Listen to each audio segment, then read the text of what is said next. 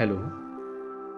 आज हम काव्य बोध के अंतर्गत काव्य की परिभाषा एवं काव्य के भेद, महाकाव्य, खंड काव्य एवं मुक्तक काव्य के बारे में पढ़ेंगे।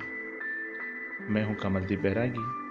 आपसे आग्रह है कि आप मेरे इस वीडियो को ज़्यादा से ज़्यादा लाइक करें और शेयर करें।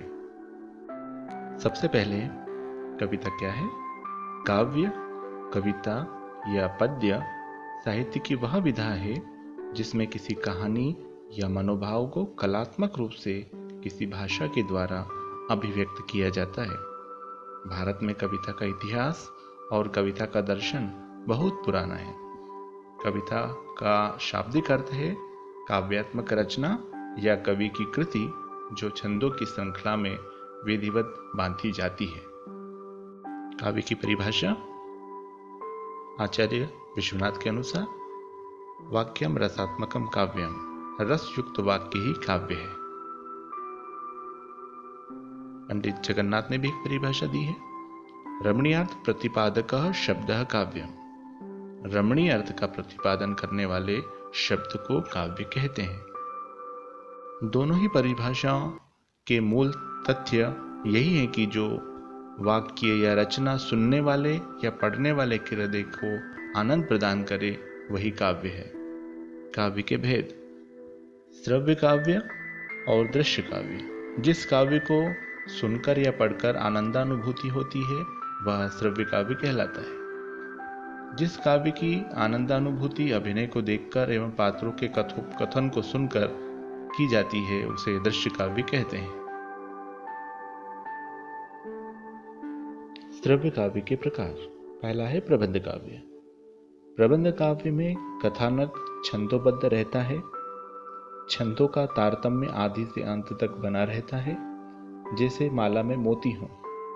छंदों के क्रम परिवर्तन में भाव स्पष्ट नहीं होते हैं। आशय यह है कि किसी कथा युक्त श्रव्य को प्रबंध काव्य कहा जाता है जिसमें किसी घटना अथवा क्रिया का वर्णन काव्यात्मक रूप में होता है। मुक्तक काव्य। मुक्तक काव्य वह रूप है जिसमें एक ही छंद में एक विचार, एक भाव या एक अनुभूति को बिना किसी पूर्वापर संबंध के अपने आप में पूर्णता के साथ प्रस्तुत किया जाता हो, मुक्तक काव्य कहलाता है। मुक्तक काव्य अपने आप में पूर्ण एवं स्वतंत्र काव्य रचना होती है। प्रबंध काव्य के भेद, महाकाव्य, खंड काव्य, आख्यानक, गीतियां। महाकाव्य की विशेषताएं। कथानक। महाकाव्य का कथानक पौराणिक एवं ऐतिहासिक होता है। आकार के बारे में कहा गया है, महाकाव्य एक बृहद आकार का ग्रंथ होता है जिसमें नायक की संपूर्ण जीवन कथा का आद्योपांत वर्णन होता है। रस।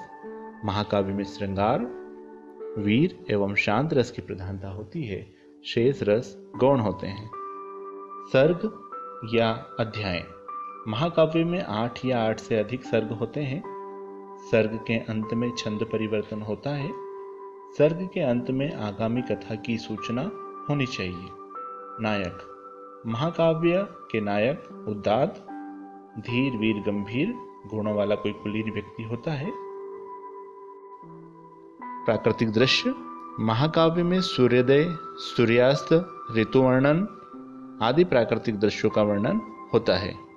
महाकाव्य के उदाहरण देखें। पृथ्वीराज रासो, चंद्रबरदाई कृत, संवत 1400 में इसका प्रकाशन हुआ था। 69 समय है।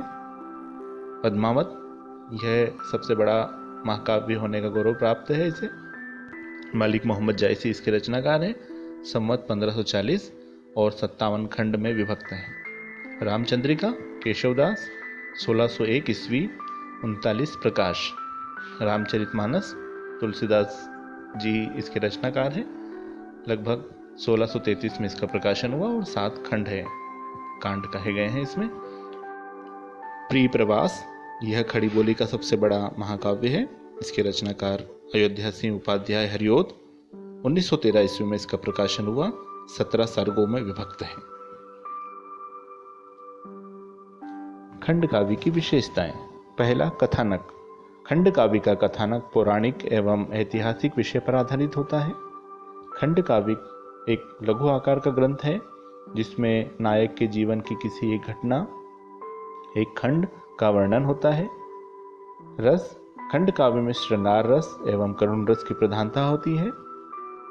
सर्ग या अध्याय, खंड काव्य सर्गबद्ध नहीं होता है। छंद परिवर्तन भी आवश्यक नहीं होता है। नायक, खंड काव्य का नायक सामान्य व्यक्ति भी हो सकता है।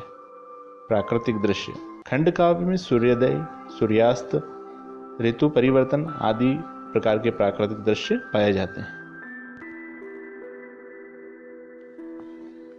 खंड काव्य के उदाहरण देखें। संदेश रासक, अब्दुल रहमान, प्रकाशन वर्ष 1000 से 1100 ईस्वी के बीच। सुदामा चरित, नरोत्तम दास, संवत 1605 में इसका प्रकाशन हुआ। जयद्रथ वध, मैथिली शरण गुप्त, 1910 प्रकाशन वर्ष। पथिक, रामनरेश त्रिपाठी, 1920। हल्दी घाटी, श्याम नारायण पांडे। आख्यानक गीति, आख्यान का अर्थ है कथा। ऐसी पद्यमय रचना जिसमें एक लघु आख्यान या कथा वर्णित होती है तथा जिसके छंदों में गयता वर्णित होती है उसे आख्यानक गीत कहते हैं। जैसे झांसी की रानी सुभद्रा कुमारी चौहान, रंग में भंग, मैथिली शरण गुप्त। मुक्तक काव्य के प्रकार, पहला है पाठ्य मुक्तक। इन रचनाओं में विषय की प्रधानता होती है। इसमें विभिन्न विषयों पर लिखी गई छोटी छोटी विचार प्रधान रचनाएं होती है जिनमें किसी प्रसंग को लेकर भावानुभूति का चित्रण होता है। तार सप्तक की रचनाएं सुमित्रा नंदन पंत की पतझड़, सूर्यकांत त्रिपाठी निराला जी की भिक्षु, वह तोड़ती पत्थर आदि रचनाएं इसी के अंतर्गत आती है। गय मुक्तक, यह अंग्रेजी के लिरिक का समानार्थी है। इसमें भाव प्रणवता, आत्माभिव्यक्ति, सौंदर्यमय कल्पना, संगीतात्मकता की प्रधानता होती है।